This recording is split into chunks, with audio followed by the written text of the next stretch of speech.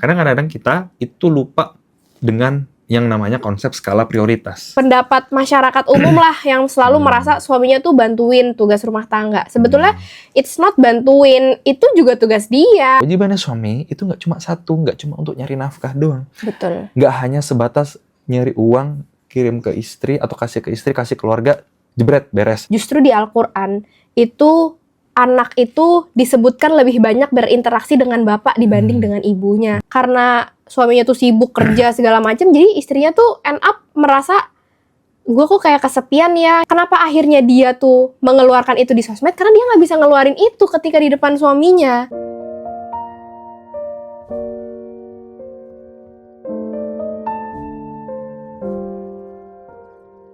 Assalamualaikum warahmatullahi wabarakatuh. Waalaikumsalam warahmatullahi wabarakatuh, guys. Ketemu lagi di video kita mau cerita. Iya. Jadi ada juga yang salvo kok, backgroundnya beda lagi. Karena kita sekarang lagi ada di Malang, teman-teman. Jadi kita harus membiasakan diri kita tuh fleksibel untuk Konten di mana aja. Di mana aja. Yang penting apa yang kita sampaikan ya, teman-teman. Iya. Please. Nah, kali ini kita mau cerita, sebetulnya beberapa hari lalu kita tuh sempat ngeliat konten di TikTok tentang intinya yang ada di dalam video itu adalah bagaimana seorang suami itu justru mendahulukan sholat tarawihnya dibandingkan kewajibannya untuk membantu istri yang saat itu belum sholat maghrib ataupun masih sibuk ngurusin rumah tangga. Urusan rumah, terus di sisi lain juga punya anak, jadi ngurusin anaknya juga. Jadi kondisinya tapi belum sholat maghrib gitu loh. Iya, sementara yang mungkin yang jadi pertanyaan loh, kok nggak dibantuin suaminya ya gitu kan, malah suaminya memilih untuk sholat tarawih. Di sini sholat tarawih nggak ada salahnya ya, teman-teman. Jadi di sini yang kami tangkap atau yang mungkin yang mau coba kita analisis ya, teman-teman, yang kita obrolin bareng adalah perihal prioritas di sini.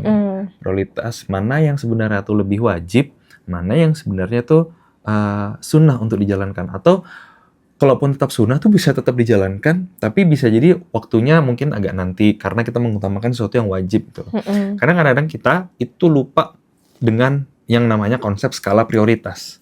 Iya. Ada yang memang sama-sama wajib dengan wajib, tapi ada yang lebih wajib gitu kan.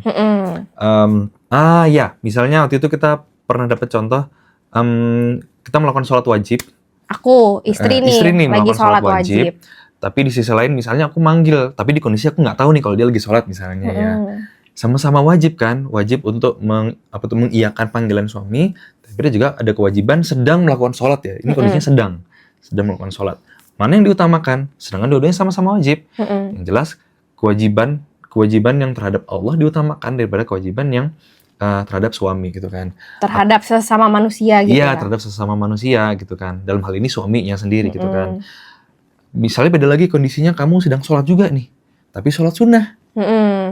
Misalnya aku panggil gitu kan, kondisi aku tidak tahu nih kamu sholat gitu kan, dan mungkin di saat itu aku juga lagi butuh kamu gitu kan. Kondisinya ini wajib dipanggil suami, sunnah melakukan sholat sunnah gitu kan. Mana yang didahulukan? Yang jelas kewajiban dari panggilan suami, maka membatalkan sholat sunnahnya dulu. Iya, gitu kan. Dan itu nggak kenapa-napa karena sholat yang kita jalan itu kedudukannya sholat sunnah, bukan sholat wajib gitu. Iya, itu beberapa contoh ya. Jadi kadang kita tuh lupa untuk memahami skala prioritasnya dengan wajib-wajib, yang sunnah-sunnah atau wajib sunnah gitu. Kadang kita kebalik sehingga memunculkan jadinya konflik dan segala macam. Dan karena ketidakpahaman itu jadinya ya jadi konflik juga gitu kan. Benar. Gitu.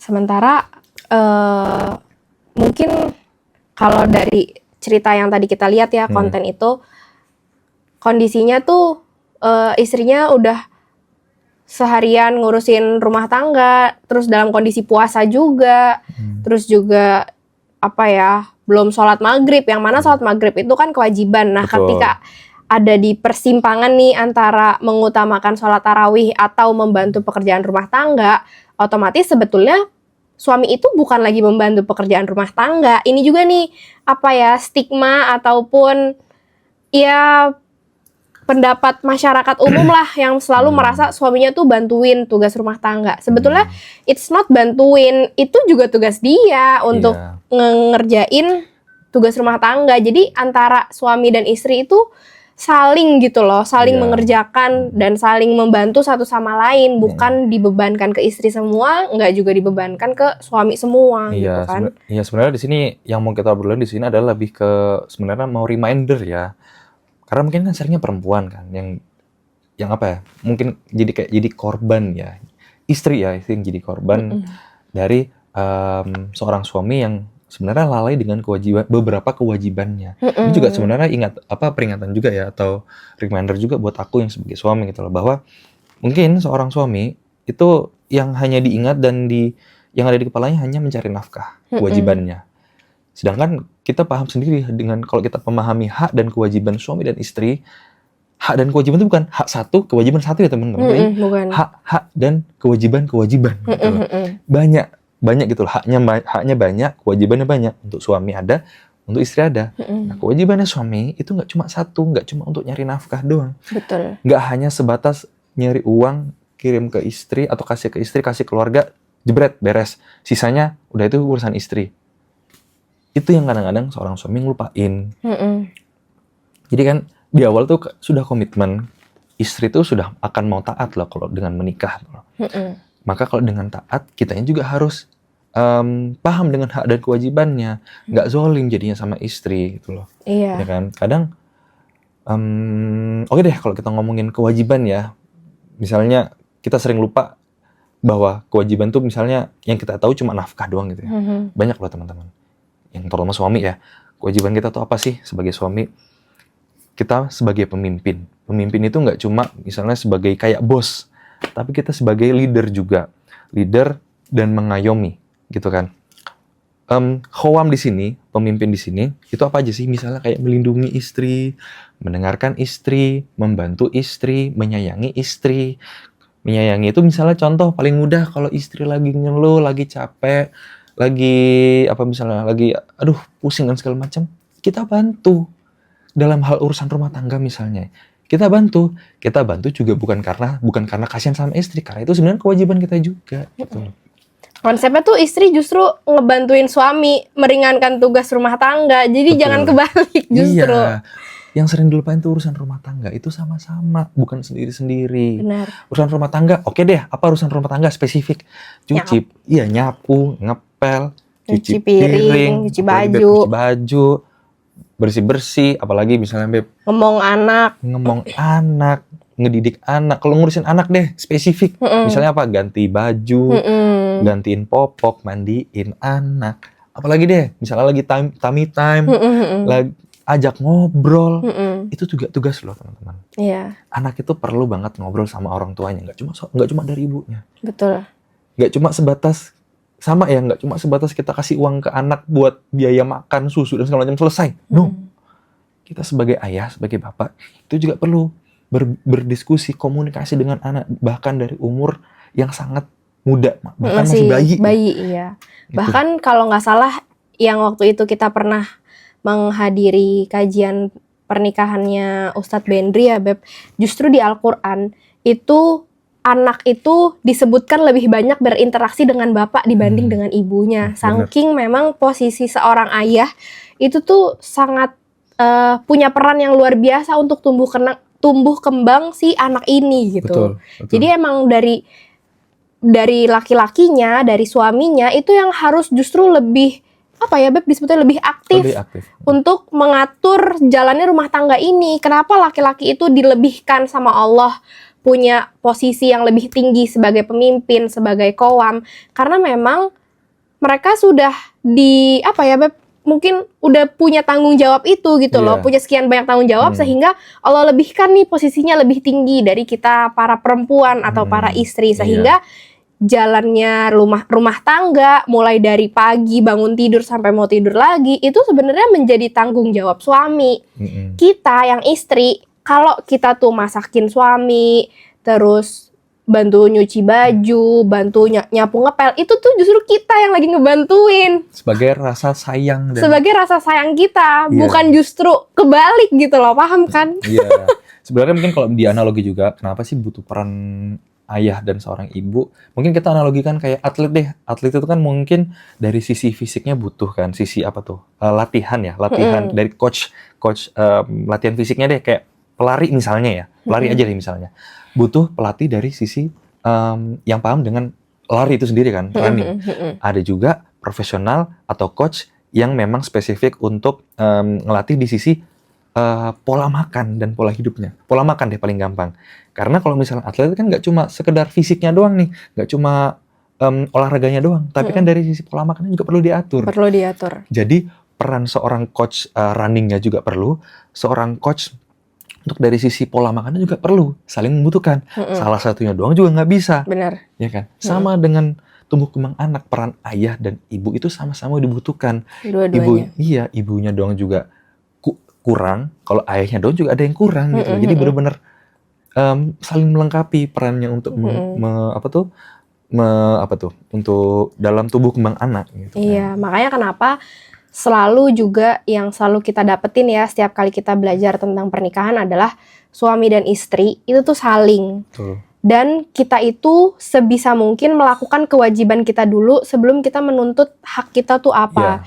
Karena kalau misalnya masing-masing kita udah melakukan kewajiban kita apa, yakin deh hak kita itu akan otomatis terpenuhi gitu loh teman-teman. Kamu melakukan kewajiban kamu itu bagian dari hak aku, jadi otomatis hak aku terpenuhi. Betul. Kan. Kayak pasangan gitu sebenarnya. Kayak puzzle kan sebenarnya. Ketika aku melakukan semua kewajiban aku, di sisi lain itu hak kamu, sehingga secara otomatis hak kamu pun akan terpenuhi gitu kan. Jadi makanya konsep salingnya itu benar-benar kepake banget di sini.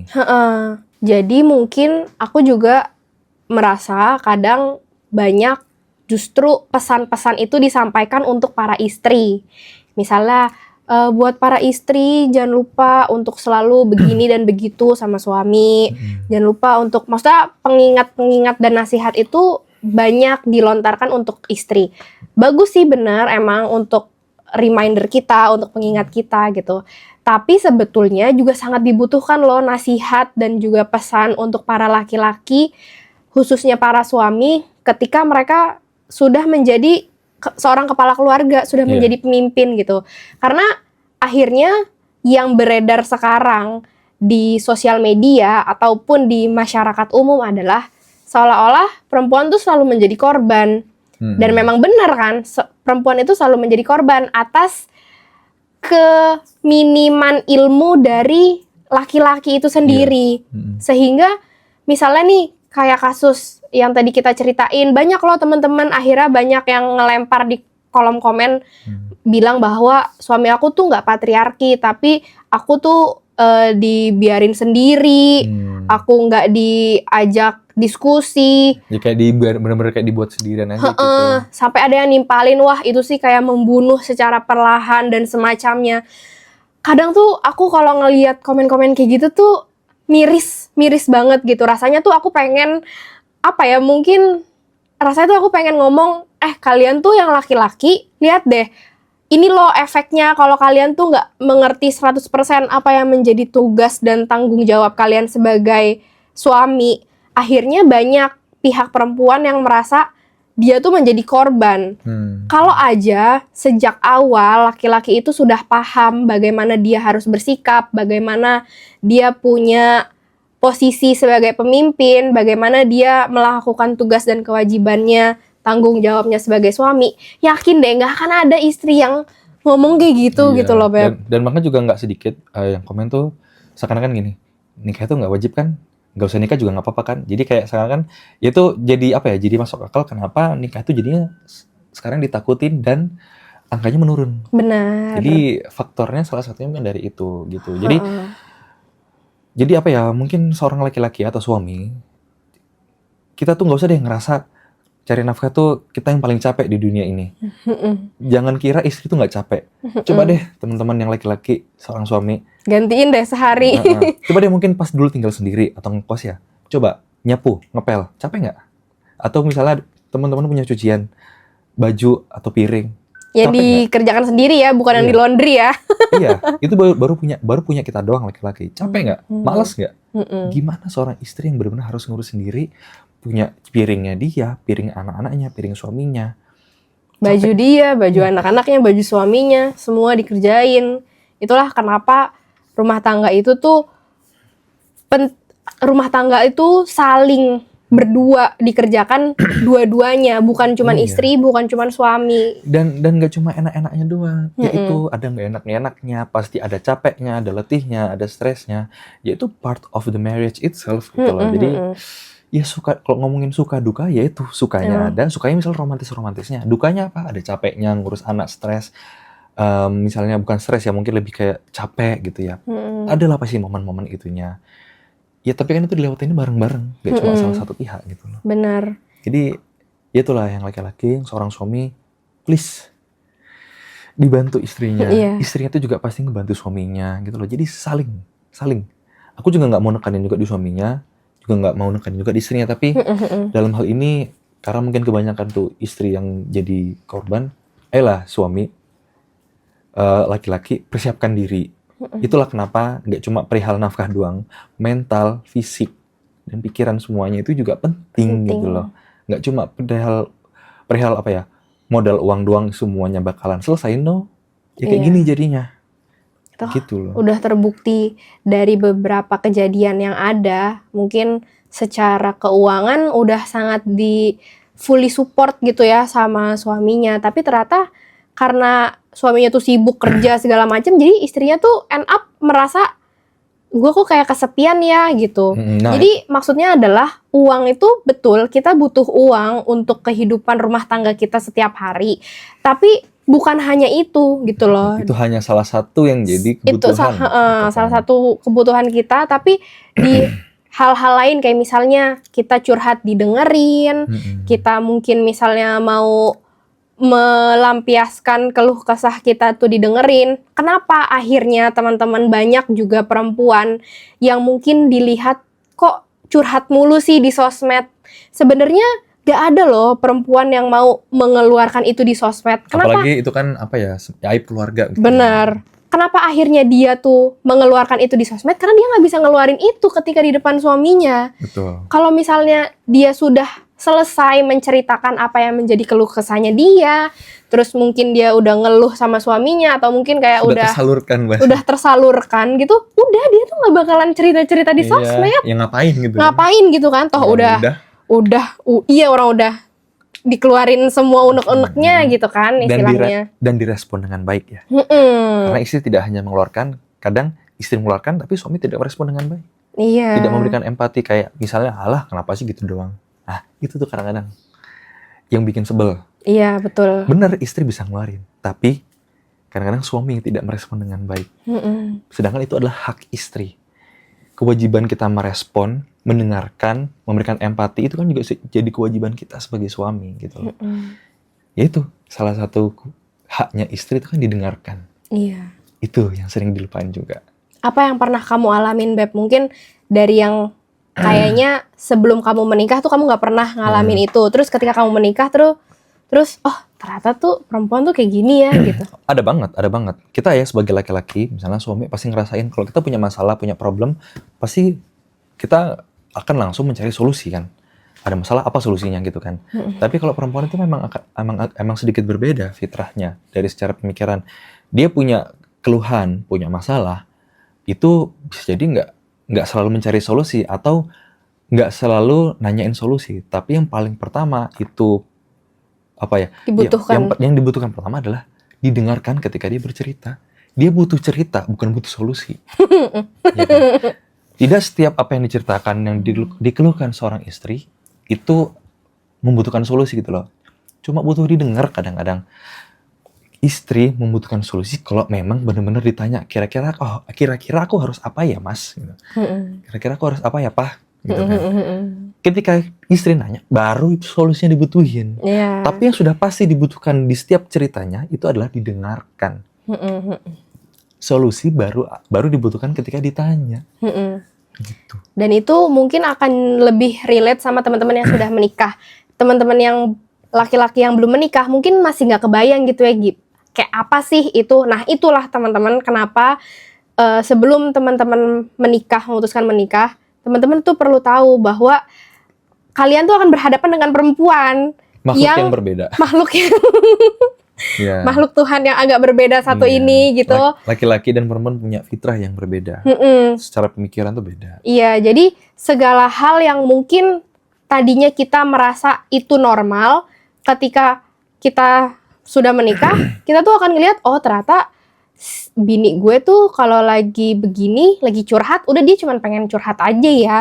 Sampai gue ditanya, kira-kira aku harus gimana ya, baru kita bisa kasih solusinya gitu kan, misalnya contoh gitu. Sehingga itu yang juga perlu dipersiapkan. Kalau misalnya teman-teman laki-laki ngerasa kayaknya gue belum siap ya untuk menghadapi hal itu, gak apa-apa, dipersiapkan aja. Karena toh pada akhirnya kalian akan menikah, nggak mungkin gak nikah kan. Kalian akan menikah dengan perempuan juga, cuma mungkin kalian bisa lebih mempersiapkan diri untuk, oh ternyata tuh seperti ini ya menghadapi perempuan. Udah banyak banget kok kajian-kajian online dari guru-guru kita yang ngebahas tentang bagaimana perbedaan fitrah antara laki-laki dan perempuan, sehingga yang laki-laki berusahalah untuk mengerti fitrah perempuan, di saat yang bersamaan yang perempuan berusahalah juga untuk mengerti fitrah laki-laki. Iya, Karena benar. kita diciptakan berbeda. Dengan perbedaan yang kita punya itulah sebetulnya Allah tuh ngasih tahu kebesaran Allah tuh di sini gitu loh. Justru kita karena perbedaan ini kita bisa saling menyayangi, saling mencintai gitu kan. Terus juga mungkin kalau untuk perempuan, teman-teman yang laki-laki juga harus tahu ya, bahwa kita tuh perempuan seneng banget loh belajar sebelum kita menikah.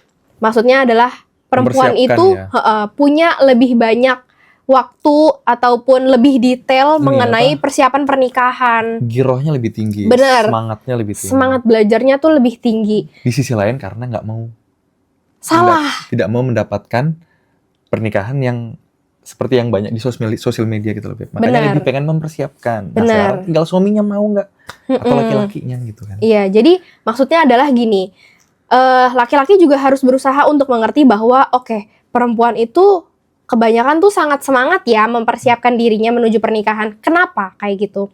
Karena teman-teman, perempuan itu, kita nih waktu belum menikah, kan kita sama orang tua kita nih. Kita kan nggak bisa milih orang tua kita, tapi kita bisa milih calon pasangan kita. Nah, terus kan kita tuh akan hidup lebih lama dengan pasangan kita loh, sadar atau nggak sadar. Coba deh perhatiin, kalau rata-rata usia menikah di Indonesia tuh 25 tahun, atau let's say 25 tahun ke atas gitu ya. Artinya kita cuma sama orang tua kita tuh cuma 25 tahun. Tapi kita akan menghabiskan seumur sepanjang hidup kita tuh sama pasangan kita. Nah, ketika seorang perempuan itu menikah, suami itu tuh menjadi dalam tanda kutip surga nerakanya dia selama di dunia. Kalau misalnya perempuan tuh sudah mempersiapkan diri dengan baik segala macam, ketemu sama suami yang baik juga, nah itu surga dunianya dia tuh. Karena dia paham akan perannya ya. paham perannya, paham tanggung jawabnya, dan dia akan lebih menjalani hidup dengan happy, Iya. dengan senang Ya, gitu. sesuai dengan perannya. Sesuai dengan perannya. Tapi ketika perempuan yang udah jor-joran nih menyiapkan diri, belajar lah segala macem, tiba-tiba jeng-jeng ketemu suami yang justru kebalikannya dia, Iya. itu dalam tanda kutip tuh neraka tuh buat dia. Karena kenapa? Di sisi lain dia harus patuh sama suami, tapi suaminya nggak bisa memenuhi apa yang menjadi kebutuhan batin istrinya gitu Iya, loh. benar. Jadi mungkin akhirnya yang kita sampaikan ini pesan untuk para teman-teman laki-laki dan perempuan yang belum menikah gitu ya. Ya, tapi terutama untuk laki-laki. Terutama untuk laki-laki, bahwa coba yuk sama-sama dipersiapkan dirinya, sama-sama belajar untuk mengerti satu sama lain. Karena kalian tercipta memang berbeda, dan perbedaan itulah yang akhirnya membuat kita tuh bisa saling melengkapi satu sama lain gitu. Iya. Coba deh sekarang kita ngelihat, teman-teman sering nggak sih ngeluh dengan misalnya ya negara kita deh, atau misalnya rakyat kita deh, banyak nggak sukanya, banyak nggak negatif dan segala macamnya. Nah itu untuk memitigasinya ya benar-benar dimulai dari kita, karena Betul. kita yang akan menciptakan generasi berikutnya. Semua tergantung dari kita, gitu loh. Karena kalau misalnya ngomongin pemimpin, ya pemimpin adalah cerminan dari rakyatnya, cerminan dari kitanya juga. Jadi sama-sama saling berhubungan gitu loh. Jadi tidak semata-mata kita hanya menyalahkan pemimpin atau penguasa, tapi kita juga harus bercermin ke diri kita sendiri. Ya udah, yuk, kalau memang kita mau menciptakan generasi yang lebih baik, negara yang lebih baik, dunia yang lebih baik, start dari kita sebagai orang tua yang terbaik untuk menciptakan generasi yang terbaik juga. Benar. Gitu loh. Gitu. Gitu. Jadi kalau misalnya nanti sudah berumah tangga, jangan gini lagi teman-teman. Ya udah, kamu yang belajar ya, aku tak cari uang buat bulanan. Kayak gitu teman-teman. Kita sama-sama. Karena nyari buat uang bulanan, cari nafkah itu juga kewajiban, tapi belajar itu juga kewajiban. Jadi jangan lupa kewajiban yang lainnya gitu loh. Iya. Jadi buat teman-teman semua, terutama yang mungkin sebelum menikah, please, let's go. Kita persiapkan ilmu-ilmunya. Kalau memang dirasa finansial itu penting, ya itu benar. Tapi ada hal lain yang lebih penting juga, yaitu dari sisi spiritual atau agamanya. Ada hal yang juga yang penting, yaitu secara mental, ya kan, secara fisik juga. Itu perlu kita persiapkan semuanya nanti. Karena nanti ya kita akan sama-sama berjuang bersama, sama-sama capek, ya, sama-sama seneng, sama-sama sedih. Pokoknya suka duka tuh ada semua di situ. Nah, oh ya, salah satunya kenapa kita juga perlu mempersiapkan mental adalah untuk hal-hal yang kayak tadi kita ceritain. Mungkin misalnya dari sisi laki-laki ketemu sama perempuan yang berbeda banget sama dirinya tuh kayak, hah, kaget gitu kan. Itu kan harus nyiapin mental juga sebenarnya. Sama halnya gitu. Sama halnya seperti perempuan yang ketemu sama laki-laki yang mungkin kalau kita cerewet, kok laki-laki tuh ternyata nggak secerewet kita ya, misalnya gitu. Kalau kita ngomong mulu, kok ternyata laki-laki tuh nggak sebanyak kita yang ngomongnya, misalnya gitu. Nah itu tuh juga sama, perlu dipersiapkan juga mentalnya gitu kan, supaya mengerti. Intinya tuh sebenarnya saling memahami dan saling mengerti. Dan sama-sama yuk kita membuat image pernikahan itu adalah sesuatu yang memang tidak menyeramkan. Seperti yang selalu kita juga bilang, seperti yang selalu kita analogikan bahwa pernikahan itu tuh ibadah, teman-teman. Ibadah tuh sama halnya kayak umroh, haji, sholat, sedekah, zakat, semuanya. It's the same thing, cuma bedanya kalau pernikahan itu kita tuh menjalaninya tuh ada interaksi kita dengan orang lain gitu loh. Interaksi kita dengan orang lain, terus juga perjalanannya tuh panjang seumur hidup. Kalau seperti umroh misalnya atau haji, ketika kita mau memutuskan untuk umroh atau haji, kita pasti banyak deh persiapannya. Finansial aja udah sangat pasti disiapin karena kita akan butuh dana untuk berangkat ke sana. Terus juga umroh mungkin 10 hari, kalau haji let's say 40 hari. Itu perlu persiapan fisik yang luar biasa, stamina dan segala macam, harus bugar badannya kan. Terus juga dari sisi mental, kita juga harus menyiapkan bagaimana ketika kita di sana, misalnya kita nggak boleh sembarangan ngomong, kita nggak boleh sembarangan bertindak, kita harus sangat berhati-hati sekali gitu kan. Terus juga dari sisi apalagi ya Beb, ilmu juga perlu dipersiapkan sebelum kita berangkat. Bagaimana kita bisa memaksimalkan ibadah kita selama di sana. Jadi ketika kita merasa bagaimana kita bisa memaksimalkan ibadah kita selama umroh ataupun haji, sama halnya juga pernikahan. Bagaimana kita bisa memaksimalkan pahala kita, memaksimalkan ibadah kita ketika kita sudah menikah. Karena toh menikah tuh sama kayak umroh, dan gak ada orang yang trauma sama umroh. Gak ada orang yang trauma sama berangkat haji. Kalaupun ada orang yang punya kesan berbeda sama umroh, itu pasti karena travelnya. Oknum, pelaku, ya kan? Di luar umroh itu sendiri. Faktor eksternal. Tapi kalau ditanya, mau nggak umroh lagi? Mau pasti jawabannya. Mau nggak haji lagi? Pasti mau jawabannya.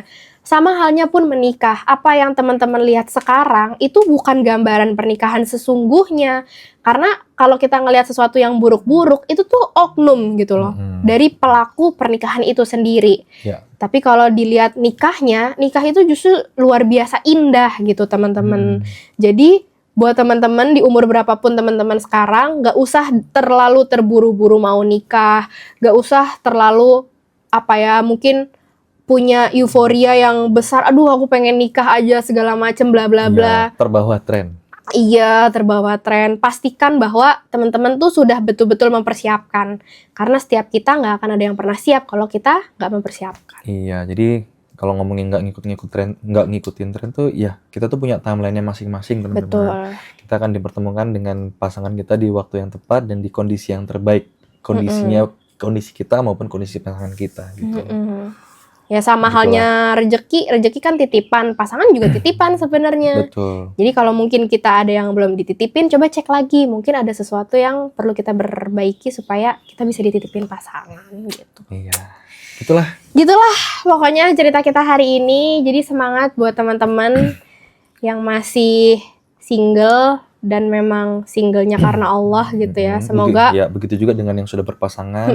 Jangan lupa untuk tetap konsisten, untuk tetap bertumbuh, tetap belajar. Ini juga reminder buat kita juga untuk tetap belajar dan bertumbuh. Gitu ya. Semangat, mumpung lagi bulan puasa, kita banyak-banyakin ibadah, perbanyak ibadah kita, dimaksimalkan juga ibadahnya selama bulan puasa ini ya. Iya. Kita teman-teman, sampai ketemu di video berikutnya. Terima kasih teman-teman yang udah nonton. Kalau kalian nonton, jangan lupa tag kita berdua di sosmed kalian. Sampai ketemu di video berikutnya. Wassalamualaikum warahmatullahi wabarakatuh. Waalaikumsalam warahmatullahi wabarakatuh.